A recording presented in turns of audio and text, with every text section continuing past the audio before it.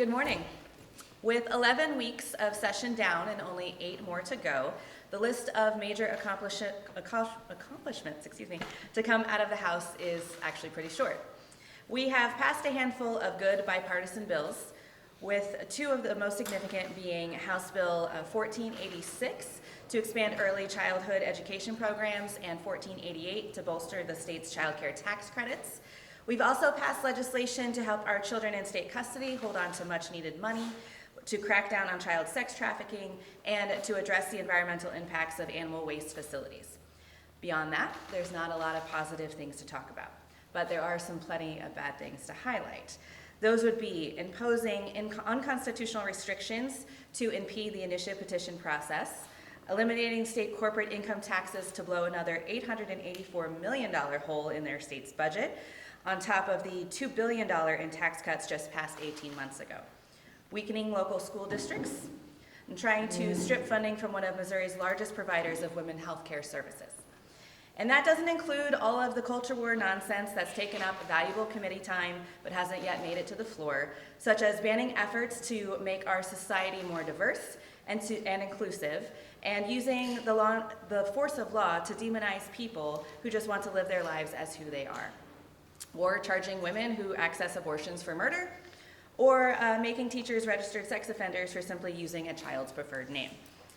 The issues the majority chooses to prioritize might help politicians win a Republican primary, but they aren't going to help families put food on the table, strengthen our public schools, or keep our communities safe. And with the majority's party's focus on political bluster instead of governing, the House Budget Committee is just today getting started on putting together its version of fiscal year 2025 state budget. So much for the Speaker's grand idea of starting budget hearings in December. Despite the majority's unwillingness to tackle the state's real problems, House Democrats will continue working to restore reproductive rights, protect the ability of teachers to teach the facts, defend the basic principles of democracy, and take common sense steps to help our police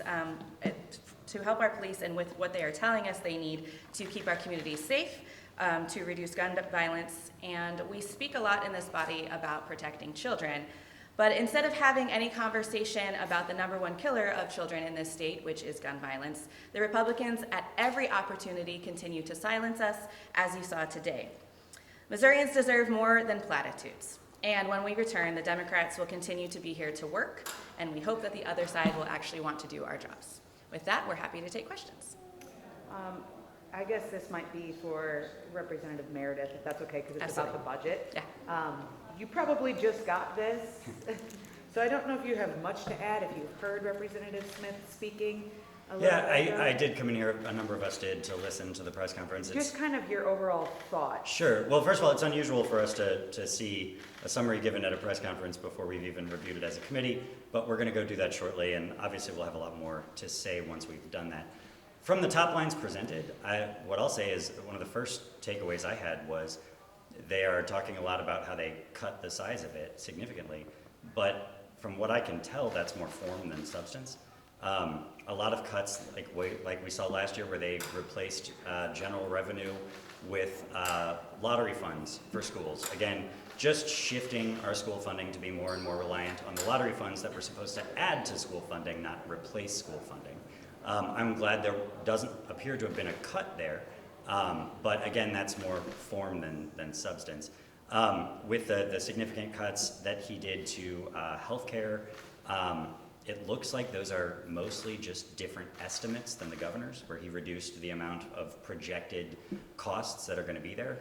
I don't know that functionally will make much of a difference. If the governor's estimates end up being right, it would mean we would come back here next year for a supplemental and pay the rest of it. Those are estimates. I did see increases in spending to roads and bridges for the highway that I think a lot of us would be excited about. But that's also pulling GR money again, as we've seen in the last several years. A new thing, really, that hadn't happened in our history, where instead of using the gas tax money that's designated for roads and bridges, we're actually pulling general revenue in to spend on our interstates even. Interstates that should be funded with federal dollars. But that GR, that comes out of our budget, and that means it's ultimately money that we could be spending on our kids, our schools, our higher education, and all of the other needs in our state. Those were the first things that jumped out at me in there.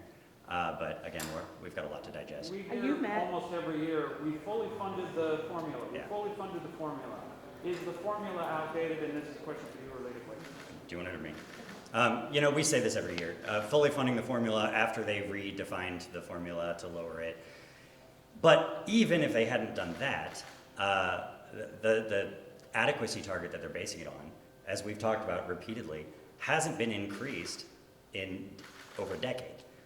So in real dollars, that's a reduction every year as inflation happens. So yeah, we're fully funding our foundation formula. That's because we're actually spending less on our kids, and our formula hasn't been updated to reflect current dollar amounts and needs. If we don't do that, we're still essentially making cuts, as far as I'm concerned, to schools every year. You guys met, I talked to you about it in December. You guys were coming back here every week for your meetings. And at that point, you said, we'll see if it actually helps us in the long run. We're in the long run. Did it help?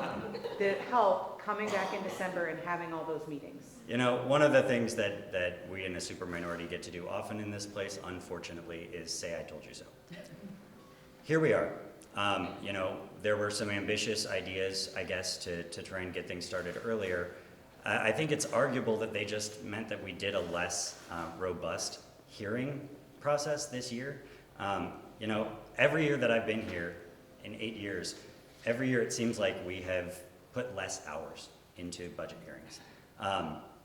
We used to be here till midnight, many nights of the week in the budget committee, working hard in reviewing the budget.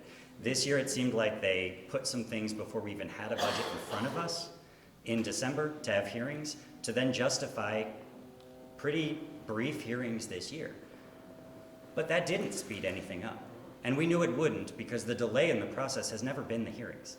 The delay in the process has always been, how long is it going to take the budget chair to give us his version of the budget that he's been working on by himself behind closed doors for this entire process. And later he sends that to us, and later we send it over to the Senate, and that's where the time crunch happens. If we wanted to actually do something about the time crunch, it would have been making the budget chair release his substitute earlier. Do you know when the House is going to debate the budget? Our expectation is the week after session, we'll be doing markup. Or week after spring break, sorry, next week. The following week, we're going to be doing, we may be doing after session if we end up in a special session. That might be the true answer. But no, the week after spring break, we're supposed to do markup in committee. I'm not sure yet. They haven't told me anyway how fast they expect to get it to the floor. But if history is any guide, they will be trying to do that quickly to limit our ability to draft amendments in that process. This question's for anyone. I'm wondering if anyone has a reaction to the education bill that the Senate voted on this week, in terms of whether you think it's a good compromise. Yeah, so the bill itself was over 150 pages, so I will first say that I have not read it completely. I have done top-line skims.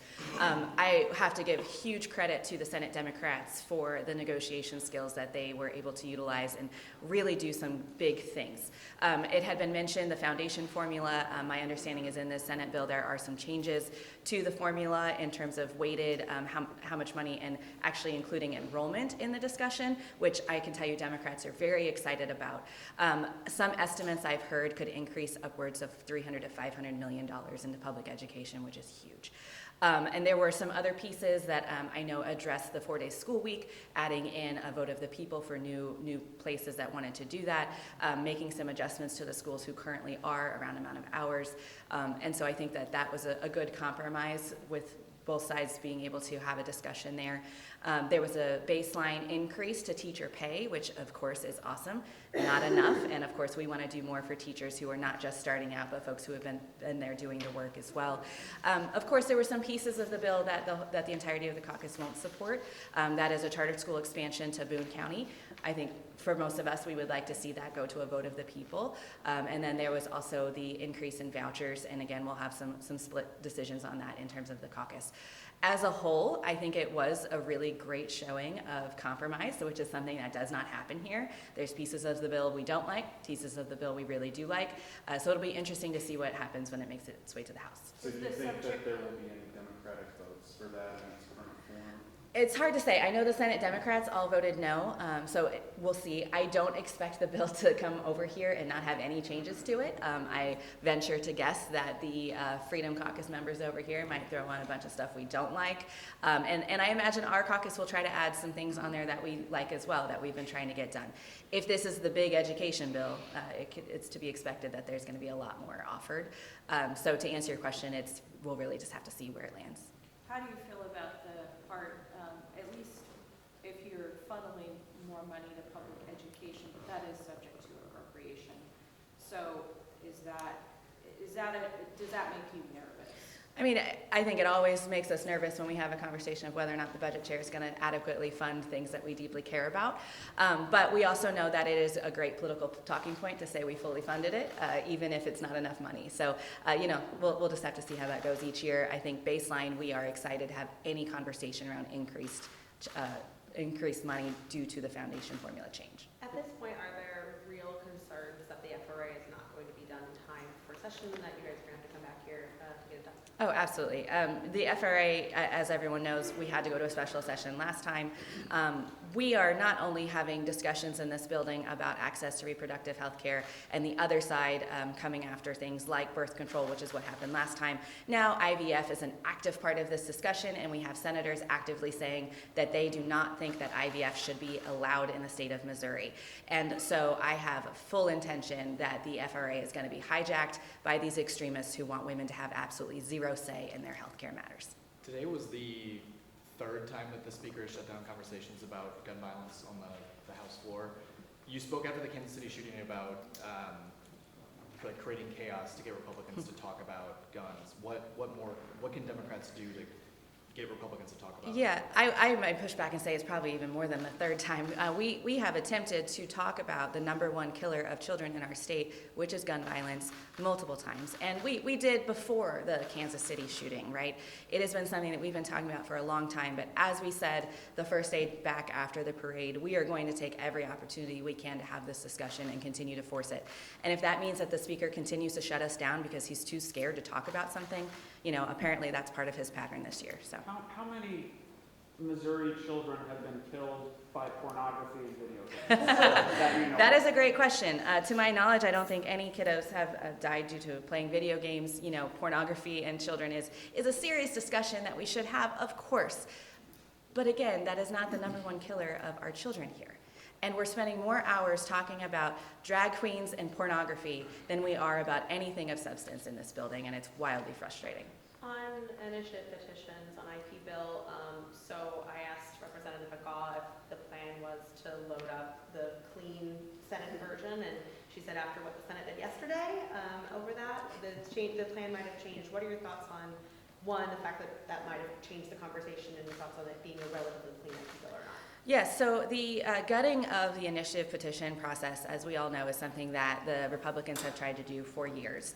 It's been really fascinating to watch them begin to say the quiet part out loud, that they are okay with actively lying to citizens and putting language in there that they know is already law, simply because they're trying to convince folks to vote yes. As folks know, the senators said that on the floor, the bill sponsor did, referred to it as ballot candy herself, which is language that we use to fluff up, poll numbers and get things done. And so, yeah, they're actively saying that they want to lie to our citizens, and it's maddening. As we know, in the hearing this week, the bill sponsor, the senator, did actively say that she wants those lies to be put back in the bill, to then which my counterpart, Senator Rizzo, masterfully shut down the Senate yesterday, calling it exactly what it was, and I was very grateful for that. to answer your question, I do fully expect the Republicans over here to put the lies back into that bill. They want that. They know it will not pass by a vote of the people unless there are active lies in it. So we'll see what happens. I am grateful that Representative McGaugh wants to try to keep it clean. I think that should be the right thing to do. But as we know, the Republicans in this state who are in control of ballot language actively like to manipulate that, as we saw with the abortion initiative that Secretary Ashcroft lost in court over. Senate Democrats shut down that debate once over the so-called eye candy, and until it was taken out, did not let that bill move. Why not adopt the political strategy of letting that go back on over here, sending it back over there at the end of the session, and letting them make that bill go away, which is ultimately, I suppose, what you don't want.